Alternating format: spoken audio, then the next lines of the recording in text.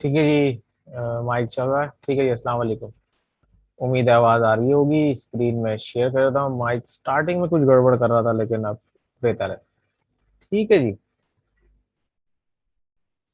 आ जाते हैं जरा अपने फोल्डर की तरफ, ई बुक्स की तरफ। ठीक है जी। अब ये सेशन भी हमारा जो है वो एक रिवीजन सेशन है। ठीक है जी। और हम इसमें कोशिश करेंगे कि बीजेटी की जो भी चीज़ें हमने पढ़ी हैं वो इस 40 मिनट के सेशन में पूरी करने की कोशिश करें, ताकि हम फील्ड इफेक्ट ट्रांजिस्टर की तरफ आ सके। यहाँ से हम पूरा कवर करेंगे इसको, चैप्टर नंबर 4 को, 5 को, और शायद 7 तक हम जाएंगे, लेकिन बहुत क्विकली जाएंगे, ताकि जब आप इसके न्यूमेरिकल्स वगैरह करने बैठें तो आपको एक रिवीजन या एक ओवरव्यू आपको मिल चुका हो। ठीक, आ जाते हैं जी। तो बायपोलर जंक्शन चैप्टर नंबर 4 से स्टार्ट करते हैं। असाइनमेंट जो मैंने दिया है उसको भी डिस्कस फिर एंड में कर लेंगे अगर हमारे पास टाइम बचा।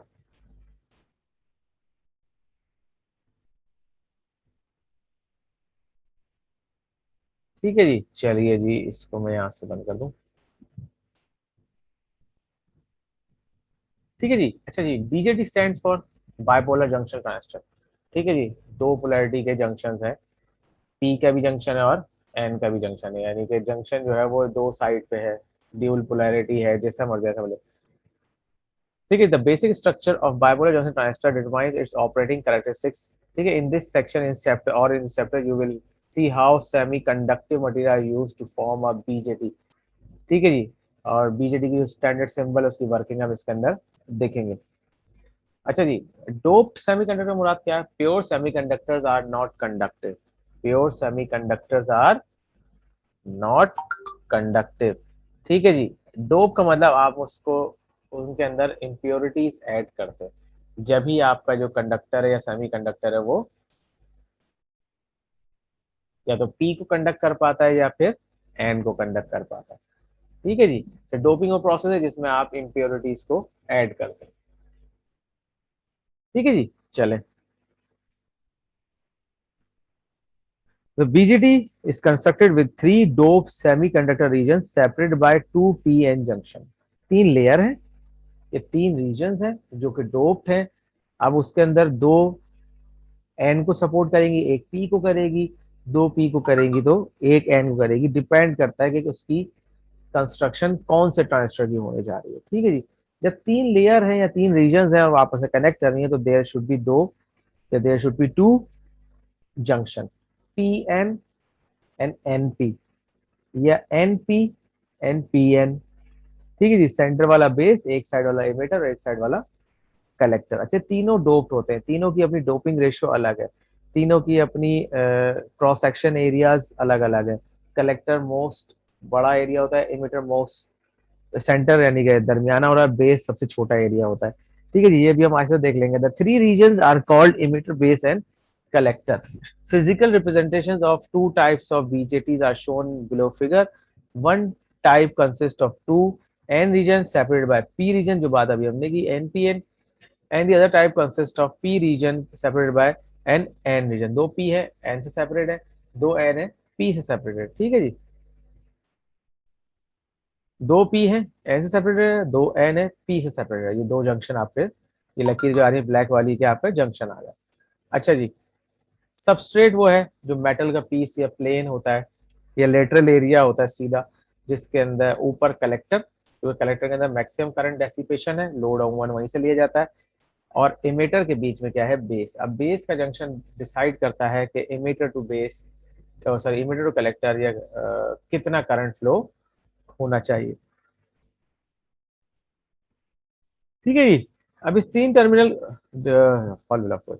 थ्री टर्मिनल डिवाइस को रिप्रेजेंट करने के लिए स्कीमेटिक सिंबल आपके सामने मौजूद है फिगर 4-2 में, जिसके अंदर जो एरो वाला है वो एमिटर है, जो सेंटर वाला बेस है, और अगला जो आखिरी वाला बच्चा हो गया आपका कलेक्टर है। ठीक है जी। अब एरो अंदर है तो पीएनपी, एरो बाहर है तो एनपीएन। इसके लिए जरूरी नहीं कि एरो ऊपर होना चाहिए नीचे होना चाहिए, वो हम फ्लिप भी कर सकते हैं, लेकिन प्राइमरी स्कीमेटिक सिंबल्स यही है। ठीक है जी। बाइसिंग, बाइसिंग से क्या मुराद है? डायोड में बाइसिंग के लिए आपको 0.7 वोल्ट देना लाजमी है, अदरवाइज वो काम नहीं करेगा बिलो 0.7 पे। ठीक है जी। अब यहाँ पे बेस को फॉरवर्ड करना जरूरी है एज कंपेयर टू ई। ई और बी सेक्शन फॉरवर्ड होना चाहिए।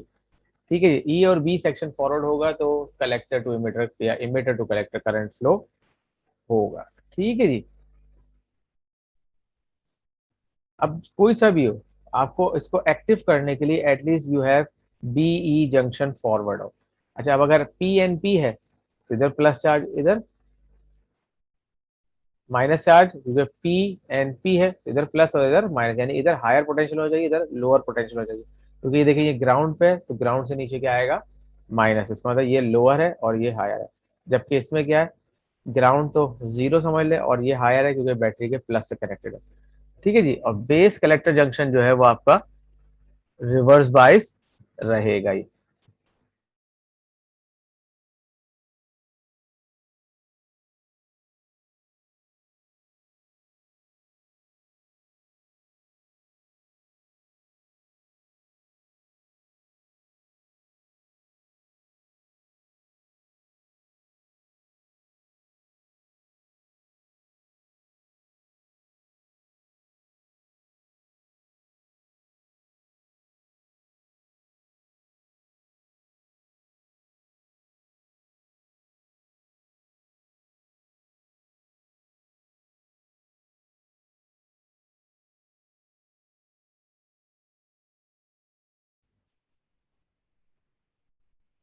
ठीक है जी।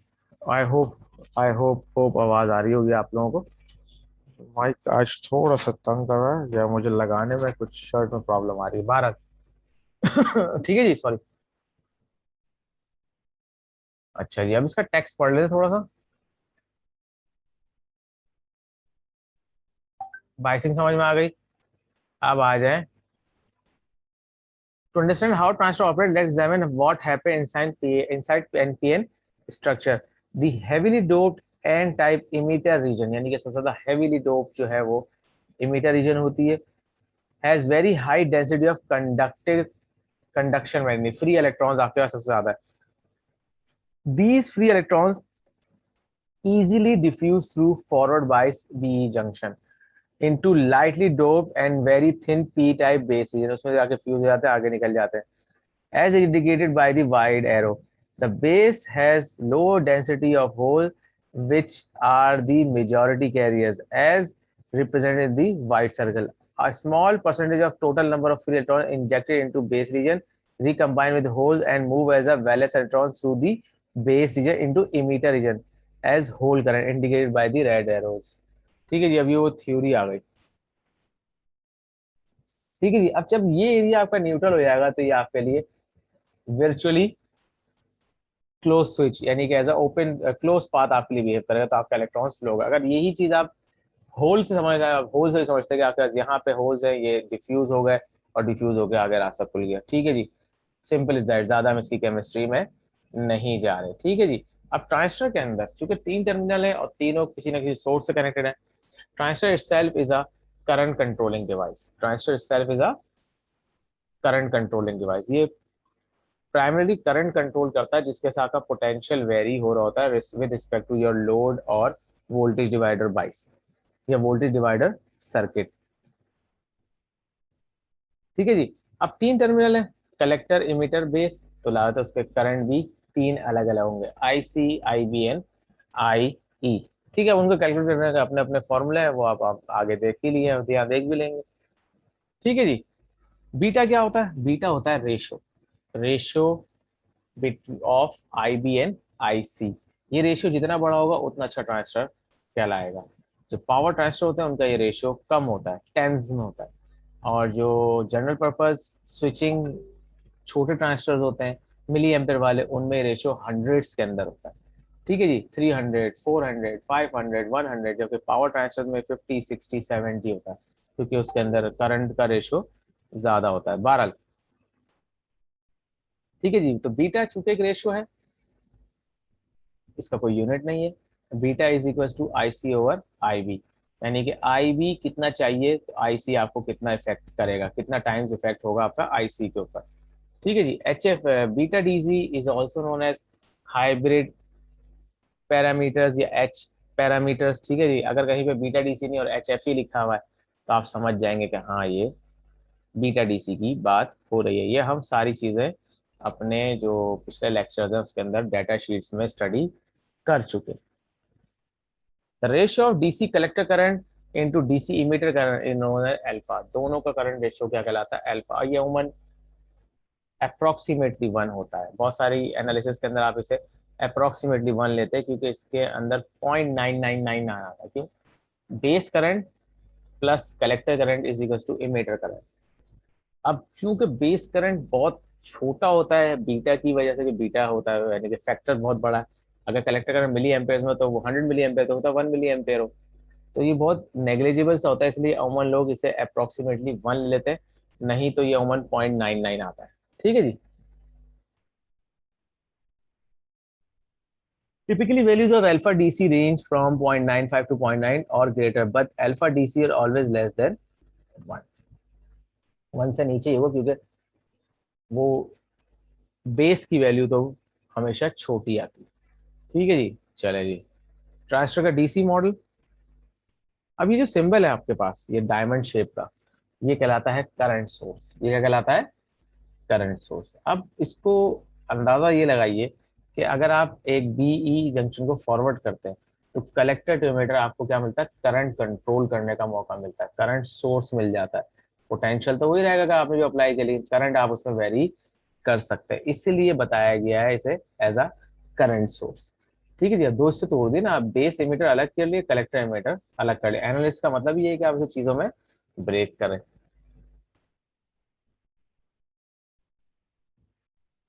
ठीक है जी। अच्छा, आगे चलते हैं। अच्छा जी। वीबीई अमूमन कांस्टेंट ही होते हैं थ्योरेटिकली, चूंकि ये एक जंक्शन है और किसी एक जंक्शन के ऊपर जो हम बीजेटी के अंदर पढ़ते हैं वो वोल्टेज ड्रॉप कितना होता है? 0.7। कितना होता है? 0.7 होता है। तो कहीं आपको अप्रोक्सीमेशन करनी हो, अल्फा आप 1 ले सकते हैं, 0.9 ले सकते हैं। अगर आप वीबीई लेना है तो कैलकुलेट करने से अच्छा आप अप्रोक्सीमेट करके अपने एनालिसिस को आगे बढ़ाइए। वो कितना होगा? 0.7 वोल्टेज। ठीक है जी। मेरे ख्याल में इसको हम आगे लेके चलते हैं, ज्यादा हमें डिस्कस करने की जरूरत नहीं है। अच्छा, ये वो कुछ इक्वेशंस हैं जो आपको आगे सॉल्व करने में मदद देंगी। गोके के मैं फॉर्मूला शीट आपकी आसानी के लिए, आपका टाइम बचाने के लिए, अब देखना ये है कि 80 नंबर का अगर पेपर है तो वो आपको कितने टाइम में करना होता है। तो बहरहाल I would like to save your time, मैं उसमें एक फॉर्मूला शीट दूंगा जो कि ट्रांसपेरेंट भी हो, मतलब कि कोई इसमें आपका कोई आपके लिए इजी भी ना हो, लेकिन you must have concepts to use them. ठीक है जी।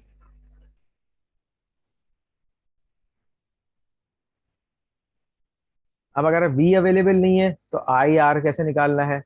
ठीक है। अगर आर अवेलेबल नहीं है तो वी आई बी कैसे निकालना है? इन चीजों के बारे में आपको अगर एक फॉर्मूला गिवन है, फर्ज करें यहाँ पे आपको आई बी आर बी और वी बी भी मालूम है, तो वी बी ही आराम से निकाल सकते हैं। इस फॉर्मूले को आप सब्सटीट्यूट करके, जगह को चेंजेस करके, उनकी वैल्यूज प्लेस करके आप दूसरी वैल्यू निकाल सकते हैं। तो इसके लिए आपको थोड़ी सी प्रैक्टिस चाहिए। एक एटलीस्ट एग्जांपल्स जो है वो आपको जो मैंने असाइनमेंट में दिए, एटलीस्ट वो आप कर लीजिए, कोशिश करें कि उसे आप पेन से सॉल्व करें। It will be very helpful to you. ठीक है जी। बाकी जो कॉन्सेप्ट्स की बात है वो हमने कोशिश यही की है कि हम उसे मल्टी सिम के ऊपर इस्तेमाल, यानी मल्टी सिम को हमने इस्तेमाल किया ताकि हम कॉन्सेप्ट्स को क्लियर कर सके। ठीक है जी। Determine base current I V, collector current I C, emitter current I E, V B E, V C E and V C B when beta is 150। अच्छा, ट्रांसफर नंबर नहीं पता हमें फिलहाल, इसके अंदर इसके नंबर से कोई लेना देना नहीं है। ठीक है जी। हमें ये चीजें फाइंड आउट करनी है। अब इसमें एक चीज तो है जो हमें पता है, वो क्या है? V B E. वो वी बी ई कितना होता है? 0.7। ठीक है जी। अब हमारे पास फॉर्मूला कोई होना चाहिए जिसके जरिए हम कोई फर्दर चीज निकाल सके। ठीक है, अगर वी बी ई पता है, ठीक है, और वी बी बी पता है, आर बी भी पता है, तो हम आई बी निकाल सकते हैं। देखें, v is equal to I R, I is equal to V over R, I is equal to V over R, I is equal to V over R. अब अगर मुझे यहां से आई निकालना है, तो मुझे इस रेजिस्टेंस, ये ब्रांच पूरी एक ही ब्रांच है, तो जो करंट यहाँ से गुजरेगा वो इमीटर से भी गुजरेगा। ठीक है जी, बेस इमीटर जंक्शन से गुजरेगा। ठीक है जी, जितना करंट इस पॉइंट पे होगा जहां ये माउस मेरा है अभी, उतना ही करंट इस पॉइंट पे होगा और उतना ही, अच्छा यहाँ तो समेशन आएगी, तो यहाँ पे उस करंट का हिस्सा मौजूद होगा। तो अगर मुझे इस रेजिस्टेंस के अक्रॉस वोल्टेज पता चल जाए तो वैल्यू मुझे मालूम। अगर मुझे आर पता है, अब या तो आई पता हो या वी पता हो, कोई एक चीज पता होगी तो मैं दूसरी निकाल लूंगा। आर पता है मुझे, V is equal to I R, R पता है। आई नहीं निकाल सकता, वी निकाल सकता, क्यों? मुझे पता है यहाँ 5 वोल्ट है और यहाँ क्या है, 0.7, तो दोनों तरफ पोटेंशियल डिफरेंस आ जाएगा। तो कितना हो जाएगा, 4.3 डिवाइड बाय 10,000, 4.3 डिवाइड बाय 10,000, क्योंकि 5 वोल्ट माइनस 0.7 ओवर 10,000, तो कितना हो गया, 430 माइक्रो एम्पेयर। तो अप्रोक्सीमेटली, क्योंकि मैंने ये अप्रोक्सीमेशन ली है, एक थियोरेटिकल 0.7 वैल्यू ली है, तो अप्रोक्सीमेटली कितना करंट गुजर रहा है, 0.430 माइक्रो एम्पेयर। कितना करंट गुजर रहा है, 0.430 माइक्रो एम्पेयर। अच्छा, अप्रोक्सीमेटली मैं इसलिए कह रहा हूँ क्योंकि एक्यूरेट 0.7 तो कहीं नहीं होता, लेकिन हमें अपनी एनालिसिस स्टार्ट करनी तो कहीं ना कहीं से हमें अजम्पशन और अप्रोक्सीमेशन तो लेनी ही लेनी थी।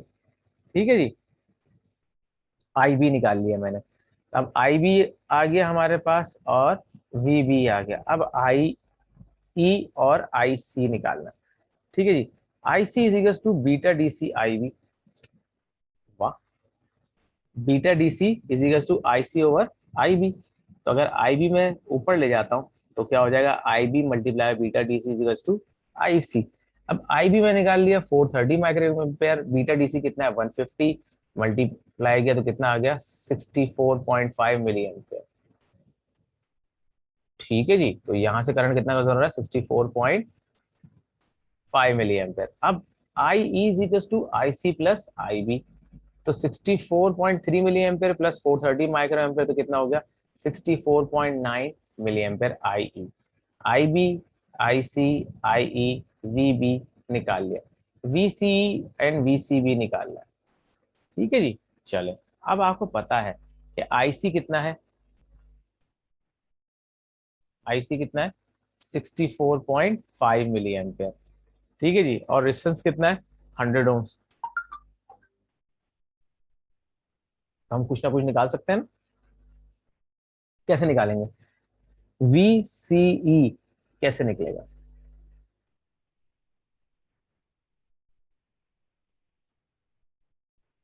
कोई आइडिया? ये इन्होंने दिया हुआ है, V C is equal to V C C minus I C R C, I C R C, V C C, V C E आ सकता है।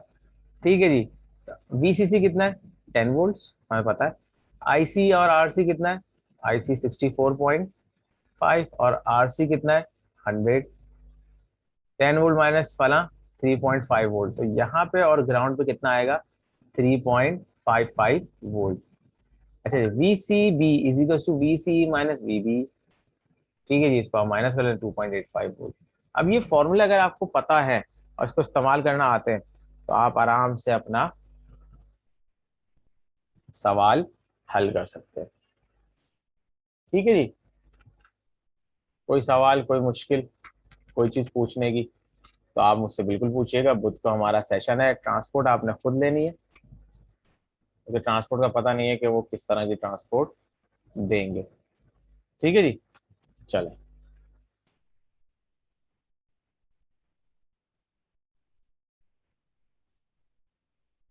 अब ये भी हो जाएगा, ये तो ग्राफ ड्रॉ करना होता, मैं आपको ग्राफ ड्रॉ करने के लिए दे दूं। ठीक है जी, तो आप कैसे ड्रॉ करेंगे, आप एनालिसिस करते जाएंगे, जो वैल्यू आएगी उसे प्लॉट करते चले जाएंगे।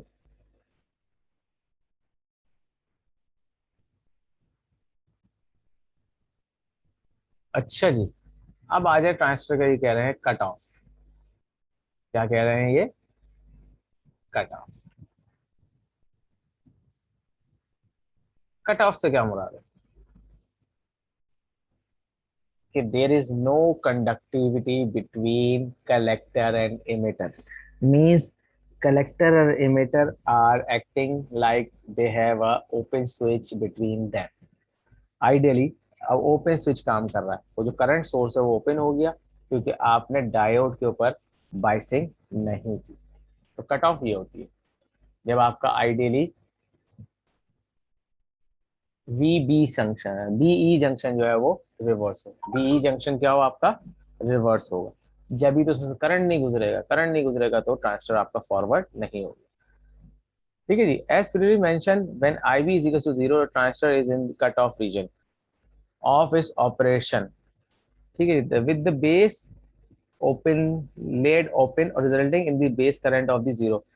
Under this condition there is a very small amount of collector leakage current, VICO, due mainly or thermally produced carriers. Because ICO is extremely small, it will usually be neglected in the circuit analysis. So VCE is equals to VCC in cutoff. Neither the base nor base collector junction are forward bias. Base emitter, neither base colour junction है forward bye. ठीक है जी। अच्छा, ये सारी तो English हो गई। कट ऑफ का मतलब क्या है? I C is equal to 0। और मजीद टेक्निकल जबान में आई सी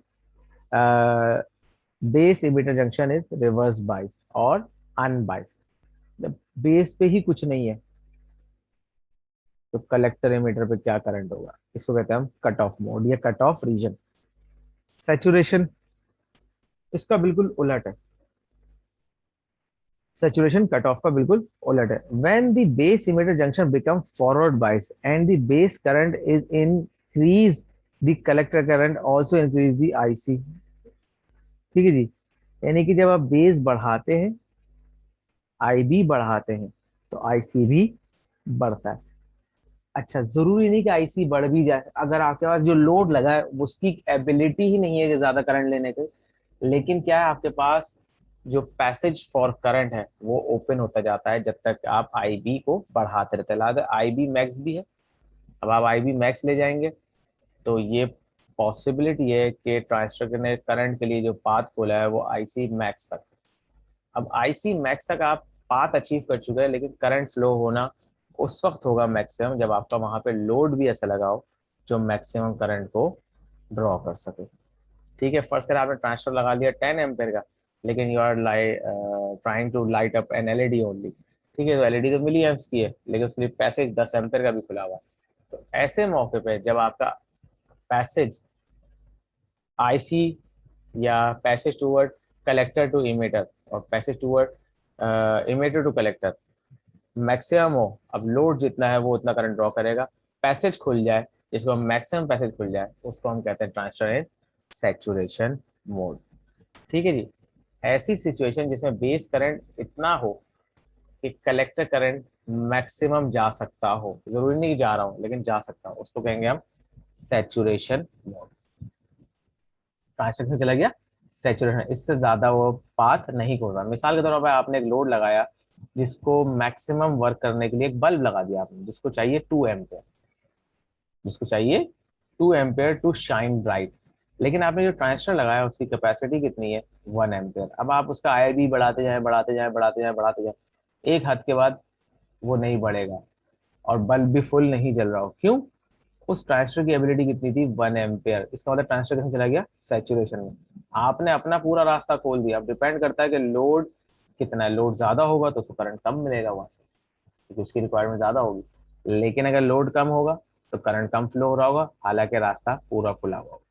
ठीक है जी। तो इसको कहते हैं सैचुरेशन। जैसे कि आप मिसाल के तौर पे आप प्रोटोकॉल समझ लेंगे, आपको पता है कि कोई वीआईपी शख्सियत आ रही है तो क्या करते हैं, वो रोड को खाली करा देते हैं। अब उस पर आप सारी गाड़ियां आराम से गुजर जाती हैं, हालांकि कैपेसिटी ज्यादा होती है लेकिन गाड़ियां कम गुजर रही थी, तो उस वक्त है रोड मैक्सिमम कैपेसिटी ओपन है। ये क्या है? सैचुरेशन। अब गाड़ियां जितनी थी वो उतनी गुजरेंगी। ये हो गया आपका करंट। ठीक है जी।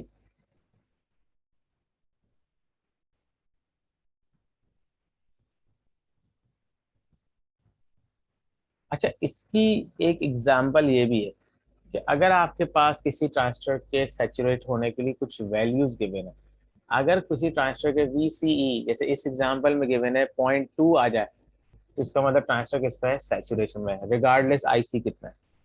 अगर VCE 0.2 आ गया इस केस में, तो इसका मतलब ट्रांजिस्टर किस में है, सैचुरेशन में। अगर आपने कैलकुलेशन की और VCE 0.2 से ज्यादा आया, तो इसका मतलब क्या है, ट्रांजिस्टर सैचुरेशन में तो नहीं है। किस मोड में, उसका जिक्र हमने अभी नहीं किया, लेकिन हमारा ऑफिशियल लेक्चर जो हो चुके हैं उसमें हम क्या कह सकते हैं उसे, एक्टिव मोड में। ट्रांजिस्टर किस में है, एक्टिव मोड में।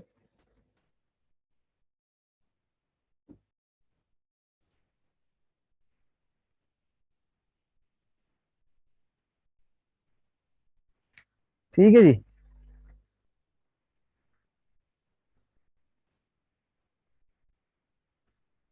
एक नजर देख लेते हैं इसको।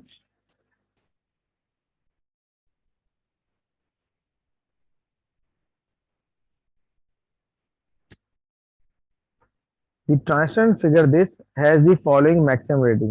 Power dissipation जो maximum हुआ है 800 milliwatts, VCE max is 15 volt, IC max is 100 milliampere. Determine the maximum value to which VCC can be adjusted without exceeding a rating.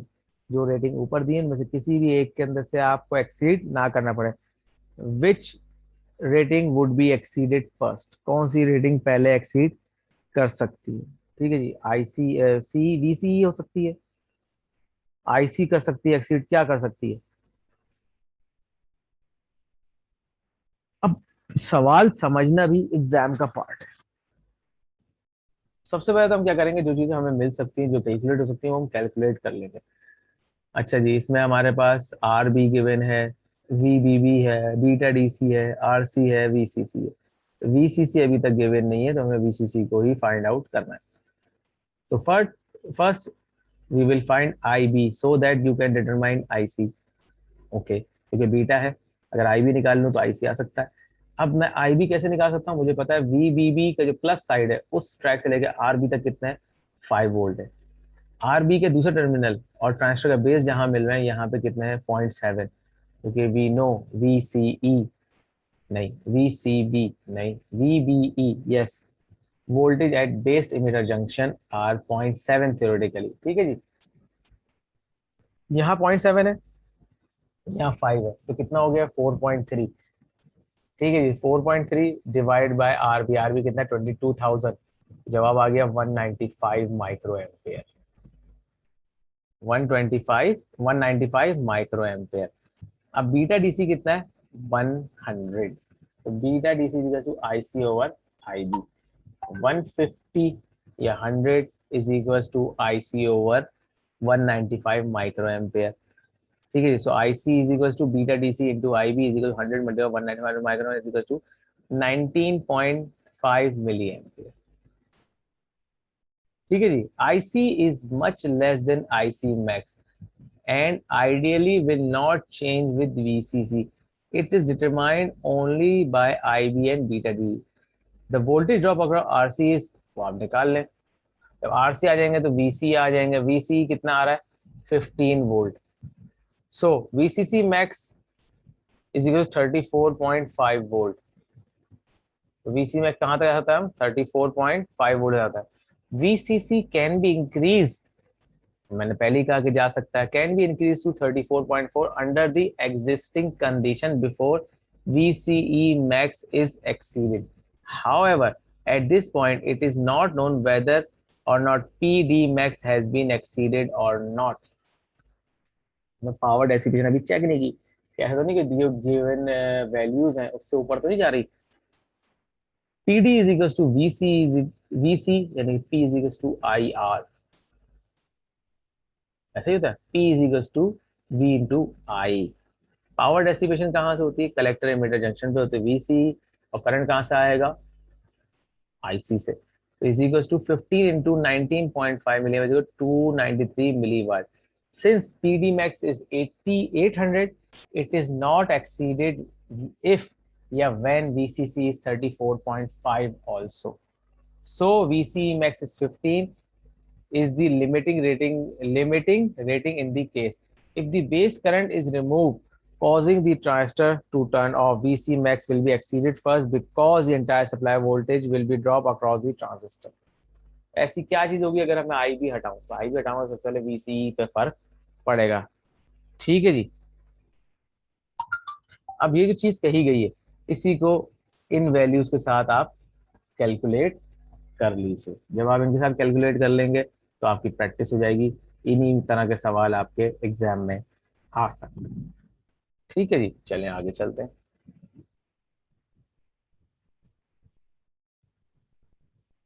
अभी हमारी डेटा शीट आ गई, बीजेटी एज एन एम्पलीफायर।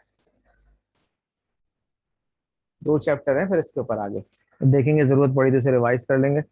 अगला तो कोशिश करते हैं हम फील्ड इफेक्ट ट्रांजिस्टर के ऊपर। चले,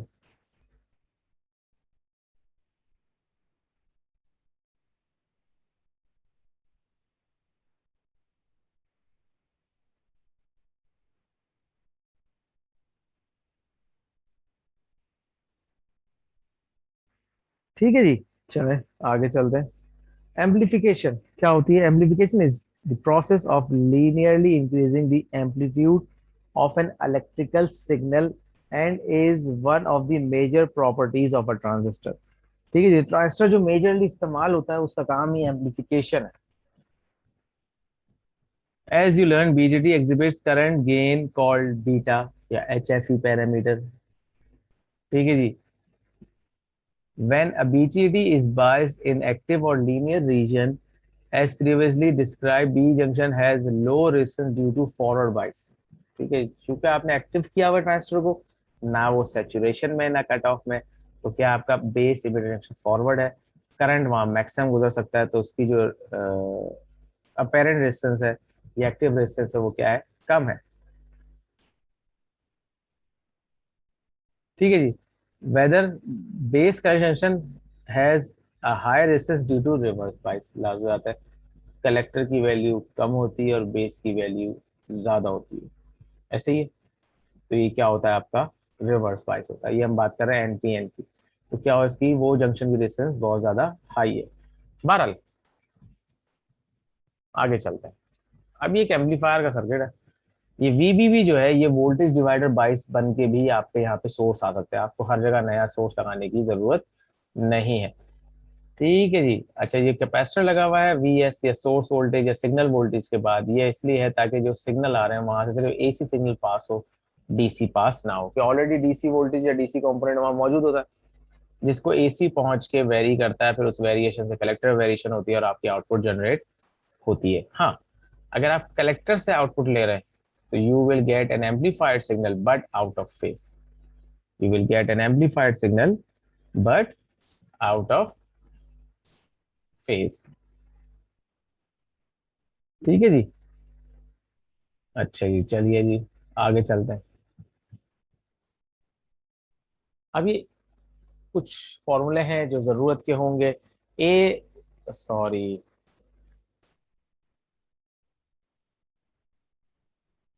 अच्छा ए कहीं भी होगा ना वोल्टेज गेन, तो AV AI या खाली AB, चाहे इस सब्जेक्ट BJT में हो या आगे ऑपरेशन एम्पलीफायर में हो, ये क्या कहलाएगा आपका गेन।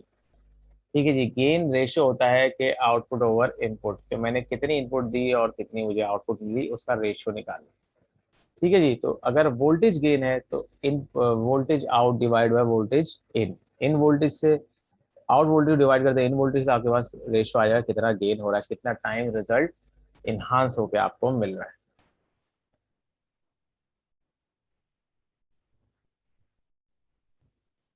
ठीक है जी। अब ये देख लीजिएगा, ये कोई इतना मुश्किल नहीं है।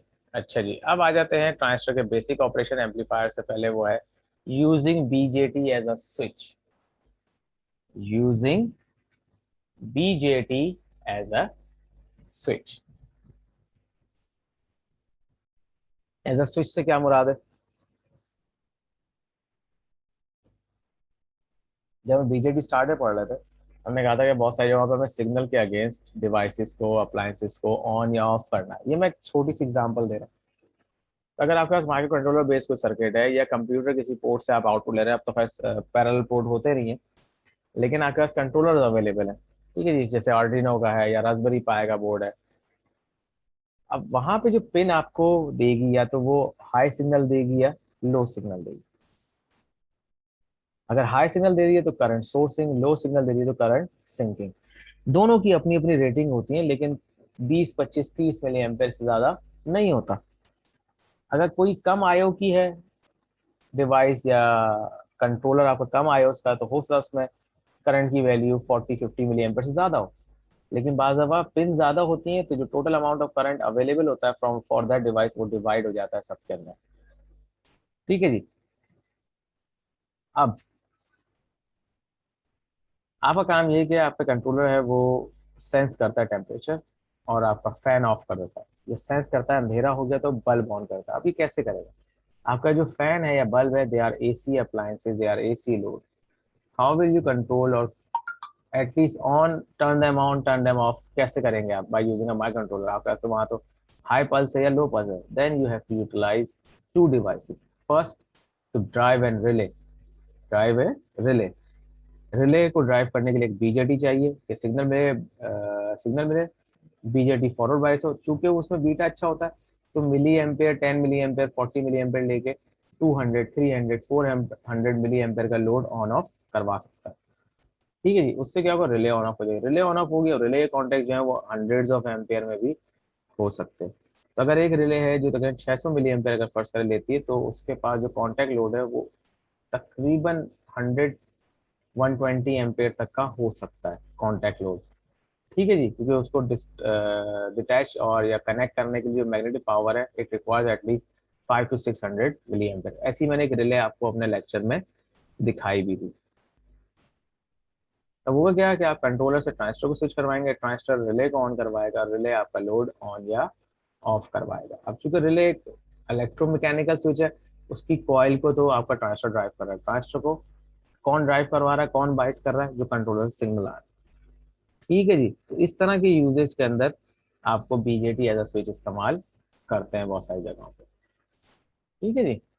अमूमन जो बीजेटी काम करता है एज अ स्विच, जब कोई चीज को ऑन करवाएगा इसका मतलब वो सैचुरेशन मोड है, और जब वो किसी चीज को ऑफ करवाएगा इसका मतलब क्या है?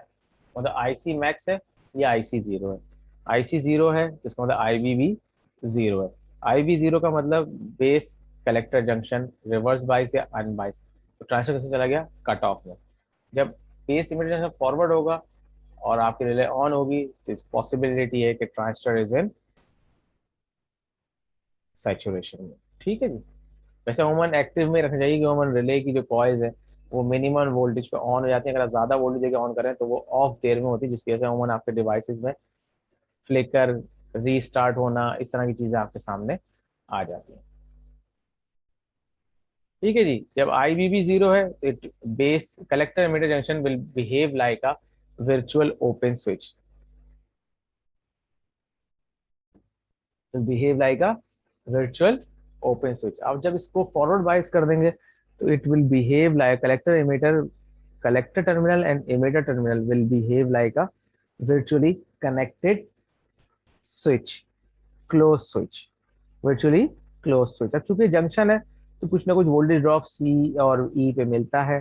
ठीक है जी। कुछ ड्रॉप भी होता है लेकिन ये चीजें जहां आप अप्लाई कर रहे हैं वहां पे ओवन नेग्लिजिबल होती है, सिर्फ एनालिसिस के लिए इस्तेमाल किए जाते हैं। खासकर एम्पलीफायर वगैरह के अंदर इनकी जरूरत ज्यादा होती है एनालिसिस की। Conditions in cut off as mention before, transistor is in cut off region when base emitter junction is not forward biased, neglecting leakage current, all of the currents are zero and vc is equals to vcc। जब ये open switch हो जाएगा तो यहाँ पे voltage वही होगा जो ओमन वीसीसी होगी, वोल्टेज ड्रॉप करने का पाथ तो खत्म हो गया। कंडीशन इज saturation,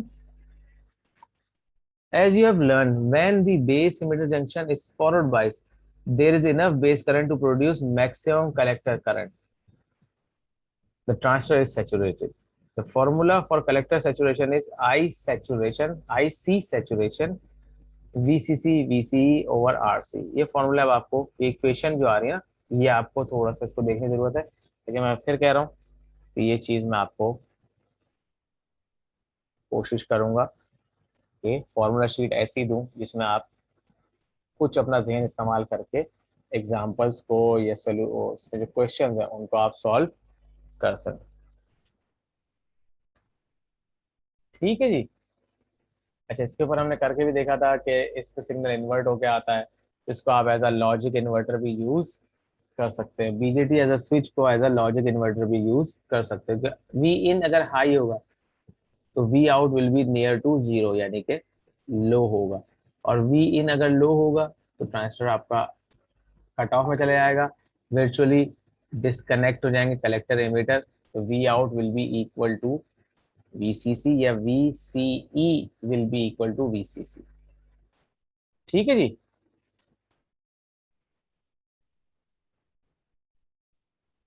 ठीक है जी, ये हमने इस तरह का डायग्राम हमने बना के देखा था कि हर हाई साइड के ऊपर एलईडी को तो प्लस मिल ही रहा है, हाई साइड पे ट्रांजिस्टर बायस होगा एलईडी को माइनस मिल जाएगा, एलईडी ऑन हो जाएगी। लो साइड पे ट्रांजिस्टर अनबायस हो जाएगा, एलईडी को माइनस मिलेगा, एलईडी ऑफ हो जाएगी। हाई आएगा एलईडी ऑन, लो आएगा एलईडी ऑफ, हाई आएगा एलईडी ऑन, लो आएगा एलईडी ऑफ। ठीक है जी। अब इन चीज़ों को आप देख लीजिएगा, 4-11 तक भी चेक कर लीजिएगा। फिर आप कोशिश करेंगे कि अब रिवीजन सेशन पहले फील्ड इफेक्ट ट्रांसफर कर लें, उसके बाद फिर हम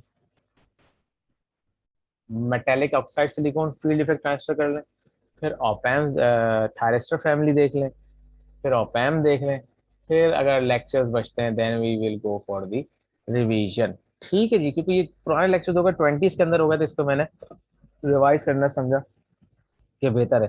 क्लास में होते तो उम्र रिवीजन हो ही जाती है। ठीक है जी। तो इस सेशन को हम यहीं पे खत्म करते हैं। अब सेशन नंबर 41 जो आएगा वो होगा आपका फील्ड इफेक्ट ट्रांसफर पे।